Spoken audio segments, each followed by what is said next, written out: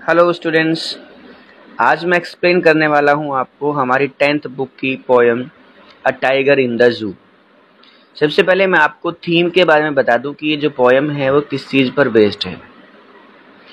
तो ये जो पोएम है वो बेस्ड है कि जो फ्रीडम है, जो इंडिपेंडेंस है, वो हर किसी के लिए अच्छी होती है। तो everybody, whether it is animals और human beings, likes to be free. कोई नहीं चाहता कि कोई अपनी जो लाइफ है वो इम्प्रिजनमेंट के पीछे बिताए या वो किसी का बंधक बने।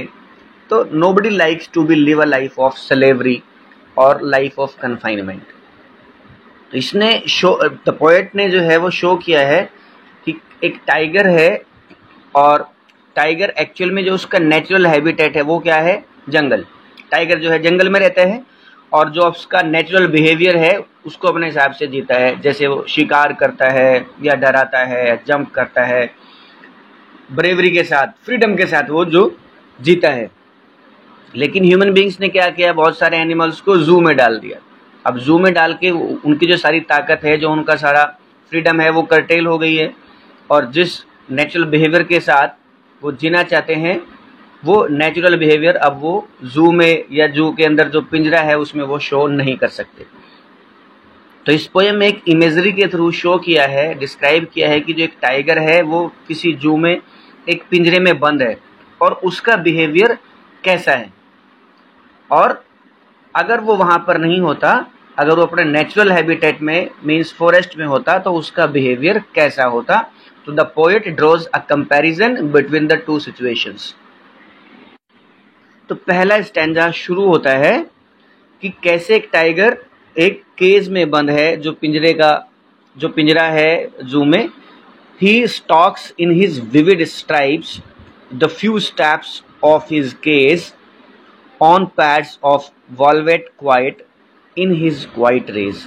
तो ये पिक्चर शो की है कि जो टाइगर है वो पिंजरे में बंद है, अभी जो जू है उसमें बंद है, एक पिंजरे में, एक केज में।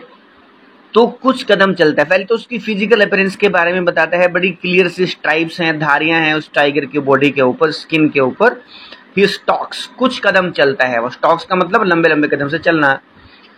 The few steps of his cage, सिर्फ फ्यू स्टेप्स चलता है केज, मतलब कि he is not able to walk freely, he is not able to walk a long distance.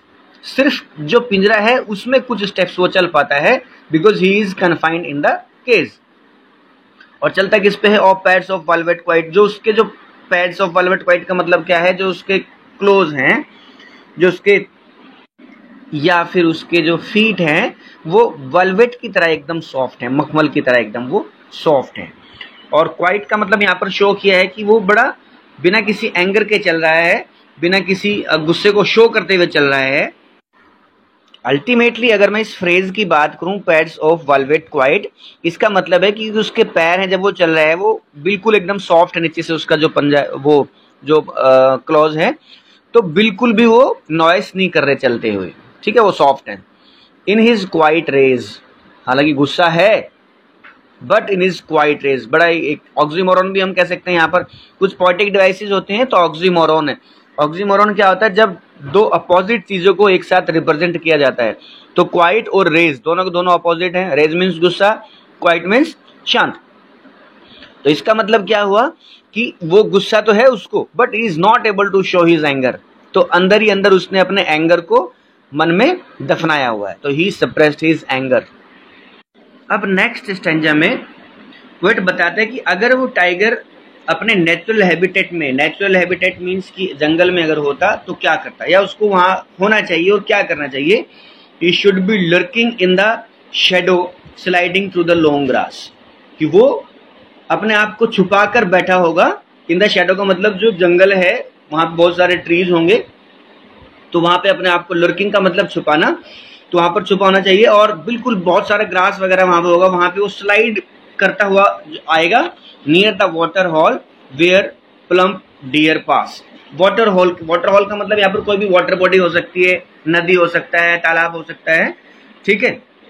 तो जहां पर जो बड़े प्लम्प डियर्स हैं, प्लम्प का मतलब बड़े मोटा सा कोई डियर, हिरन जो है जहां से गुजरते होंगे, तो वहां पे आना चाहिए। कहने का क्या मतलब है कि जो टाइगर है वो अपना शिकार करता है नेचुरल वे में। और कहाँ होता है वो? जंगल में होता है, जहां पर वो बड़े लंबे से ग्रास में से चुपचाप स्लाइड करता हुआ अपने विक्टिम को पकड़ने के लिए। विक्टिम कहाँ पे?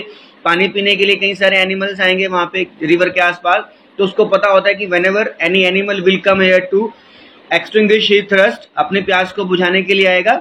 एग्जाम्पल उसने हिरन का दिया है, तो वो क्या करेगा? हिरन उसका विक्टिम है, उसका शिकार है, तो एकदम से उसको वो अटैक करेगा हिरन के ऊपर। फर्दर फिर पोएट ने उसका जो नेचुरल बिहेवियर है उसके बारे में लिखा है, उसके बारे में उसने शो किया है नेक्स्ट स्टैंजा में। He should be snarling around houses at jungle's edge, baring his white fangs, his claws, terrorising the village. तो मतलब कि उसको कहाँ जो नेचुरल बिहेवियर उसका होगा तो वो कहाँ पे होगा? जब वो जंगल में होगा। तो क्या करना चाहिए उसको? अपना जंगल के एज में, जो जंगल होता है बिल्कुल एक उसके एज पे, वो जो विलेजर्स हैं उनको वो डराएगा। कैसे? ही शुड बी स्नॉर्लिंग, स्नॉर्लिंग का मतलब गुर्राना, दहाड़ना, एकदम रोरिंग करना। जो हाउसेज हैं जंगल के पास, जो विलेज है वहां पर हाउसेज हैं, उनकी तरफ वो गुर्राएगा और उसके बाद अपने बड़े तीखे से दांत है वो शो करेगा और अपने जो क्लोज के साथ विलेजर्स को डराएगा। तो अल्टीमेटली यहाँ पर भी पोएट ने उसका नेचुरल बिहेवियर शो किया है कि वो अगर जंगल में होता तो वो क्या करता? अपने दांत शो करते हुए, डराते हुए, गुर्राते हुए, तो गांव के जो लोग हैं वो उससे, इस एक्टिविटी से डर जाते। लेकिन वो बेबस है। अब फिर पोएट ने रिप्रेजेंट किया है वो, लेकिन फिलहाल कहाँ है वो tiger? But he is locked in a concrete cell, his strength behind bars, stalking the length of his cage, ignoring visitors. लेकिन अब क्या है? वो टाइगर कहाँ पे बंद है? एक जू में एक केज है, केज में बंद है। कंक्रीट सेल मतलब जो दीवार है उसकी कंक्रीट की, सीमेंट की बनी हुई है, तो वहां पर वो बंद है। जो उसकी पूरी की पूरी ताकत है जस्ट बिहाइंड द बार्स, उसकी स्ट्रेंथ है। बिहाइंड द बार्स का मतलब क्या हुआ? सलाखों के पीछे है। और क्या करता है? सिर्फ वो कुछ कदम चलता है। Stalking the length of his cage, उसका केज छोटा सा है पिंजरा, सिर्फ वो उसी की लेंथ चल सकता है। Is not able to live a free life, he is not able to move freely. और जो विजिटर्स उसको देखने आ रहे हैं उनको वो इग्नोर कर रहा है। इग्नोरिंग विजिटर्स मतलब उसका कोई इंटरेस्ट नहीं है, because he is not able to show his, he is not able to perform his natural behaviour. उनको डरा नहीं सकता, अपनी ताकत दिखा नहीं सकता, तो क्या कर रहा है वो? उनको इग्नोर करता है, क्योंकि उसकी सारी की सारी ताकत जो है अब वो सलाखों के पीछे है।